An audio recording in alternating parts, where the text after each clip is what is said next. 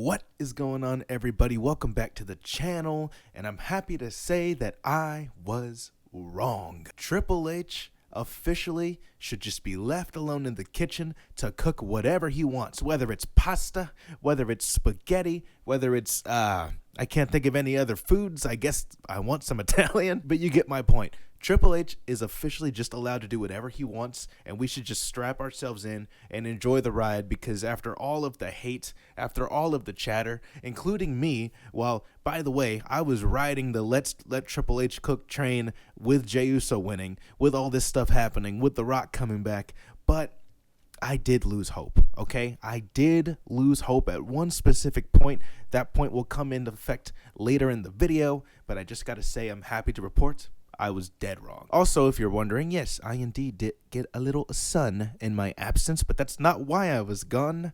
Let's just say that we have a new addition to our little family. Not necessarily a baby, but pretty close to it, if you get my drift.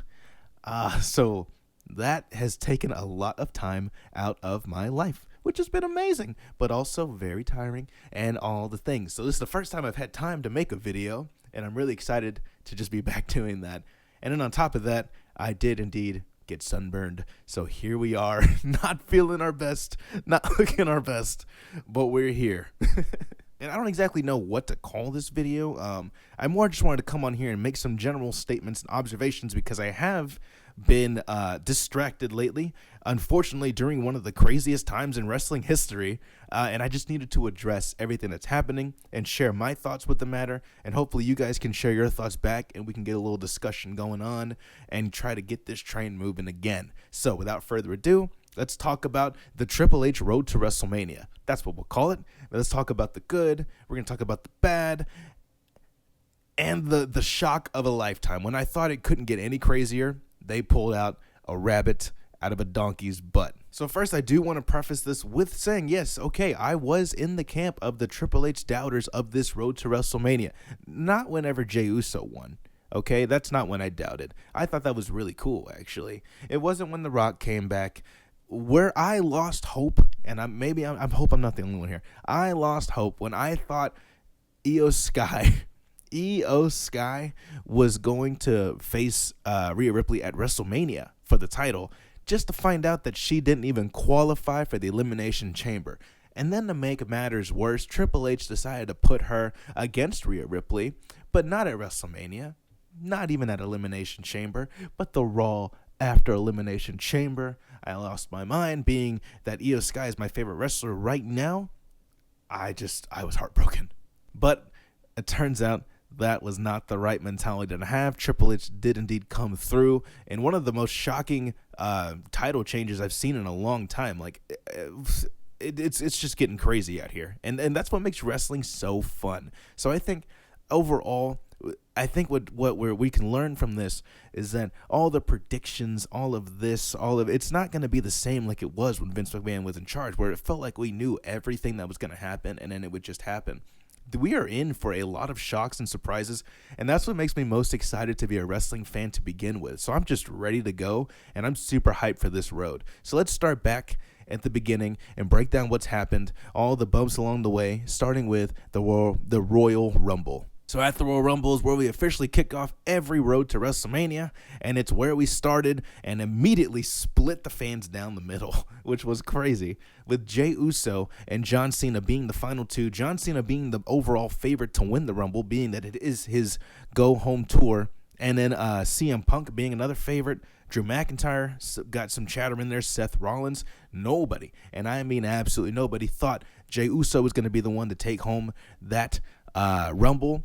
But he did, which was the first shock of the year. And like I said, it split people down the middle. I thought it was great. And it really, honestly, what it should have showed us was like, looking back now, it was a precursor to what was to come, which is that if you think you know what's going to happen, get ready to absolutely do a 180 and be completely off the mark, which was amazing. And on top of that, we have to talk about now the Jey Uso versus Gunther match. And I'm going to stand with what I said in a previous video, which is that I think that we should have this as the main event for night one.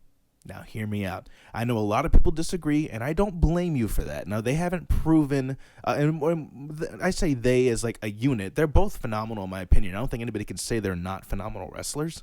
But just as a feud, it hasn't been super interesting. Now, they have a chance to turn this around, and I think they've done a great job on Raw, and they've done a great job with the yeets and then the attacks, but then also not overloading us with the yeets. I know some people say it differently. I thought they did it the right amount of times, just the right amount of yeeting, if you ask me.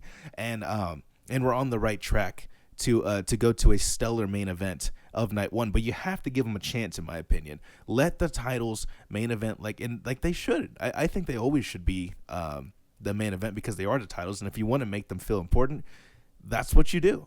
I know that a lot of people disagree on that, but that's just how I feel about the whole thing in general. So I think we should really take this and give them a chance to really build this WrestleMania road with this feud. I will say all of this stuff happening around it, not going to be helpful for them. That does make me a little worried for Jay because I love Jay. But, I mean, dude, now not only was your storyline not really that interesting to begin with, now you're competing against The Rock and John Cena's heel turn, and now you're competing against Cody Rhodes, right? And that becoming the greatest story right now in wrestling, hands down. And you're competing with even the likes of like Jade Cargill's story, which is also very interesting, and talk about that a little bit later. And you're competing against now Io Sky being the champion, like we're about to talk about later as well. There's just a lot of competition, so that does make me a little worried. But if it's one thing I've learned, you can't doubt it. You cannot doubt the booking. So I'm gonna say, fingers crossed, that could be a show stealer. It could. We'll see. Then that took us to Elimination Chamber, and here is where we pretty much are right now. So there we go. This video is nice and short because we're right in the middle of the road to WrestleMania. So there's no way we can actually make a definitive decision on if this is good or this is bad because we haven't seen the ending yet, and that's gonna really decide if this is a great road to WrestleMania or a really bad one, honestly.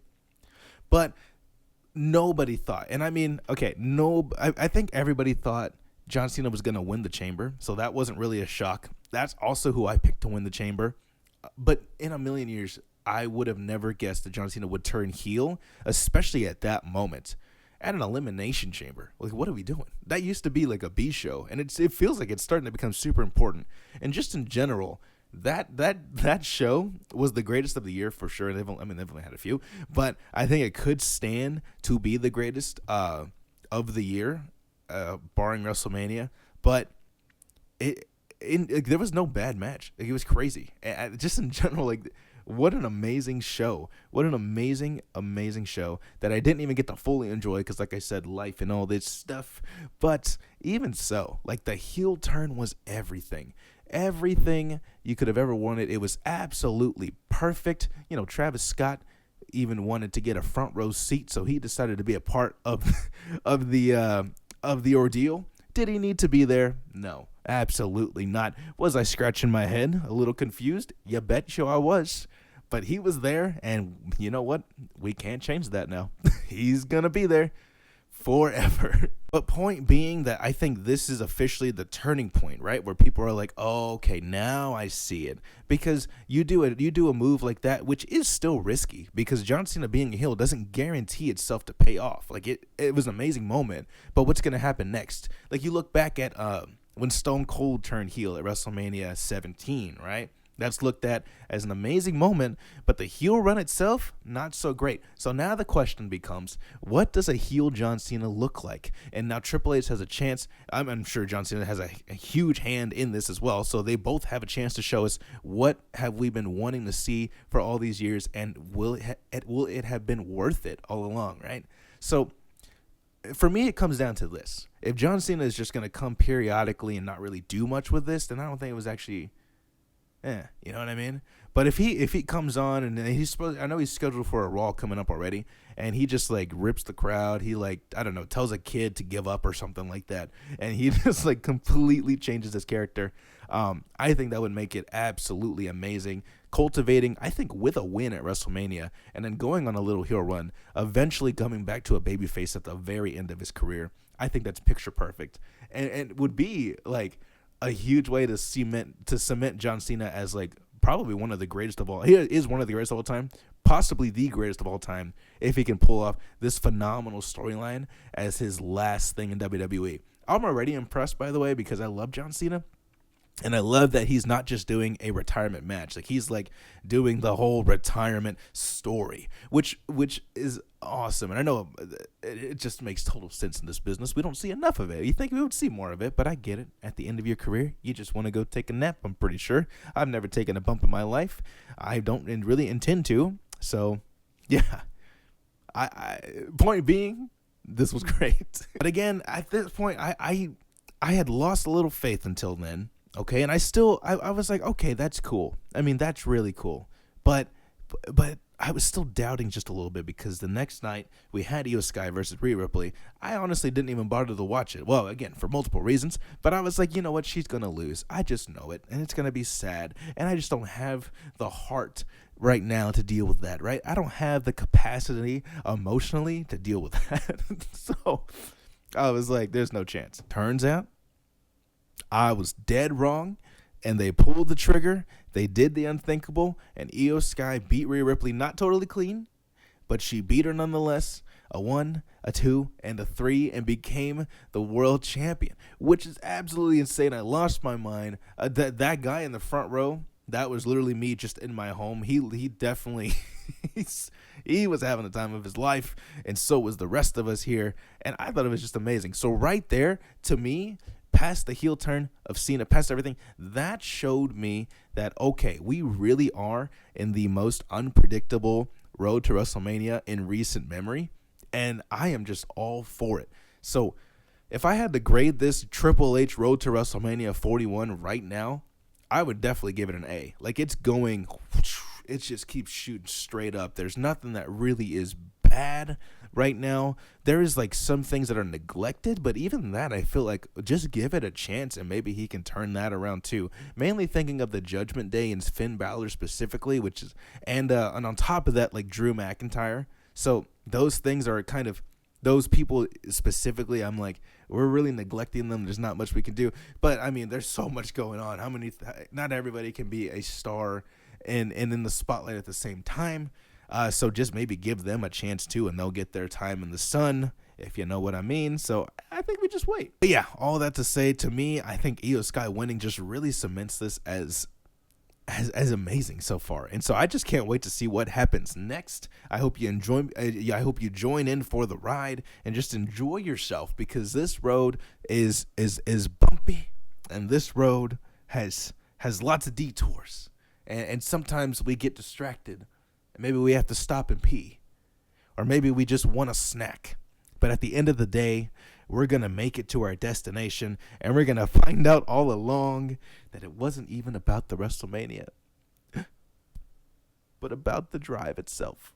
Thank you very much for joining me in this video as I rambled about the road to WrestleMania so far. Super, super, super excited for what happens next. Triple H, let him cook. He's officially the best chef in the United States right now. And with that, I will see you guys on the next one. Feel free to like, share, subscribe, and tell me what I should talk about next. Not just current wrestling stuff, but maybe so I've been thinking about getting into the world of the Reddit, perhaps. Maybe some hot takes here and there. So just let me know. See ya.